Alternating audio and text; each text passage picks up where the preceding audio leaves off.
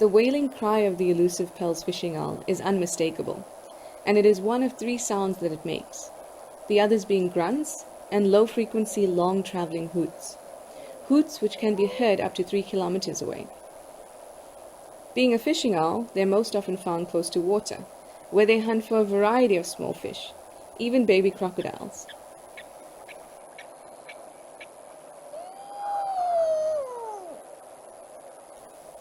These are heavy birds, weighing about 2 kgs, and they have been recorded to carry prey as heavy as themselves.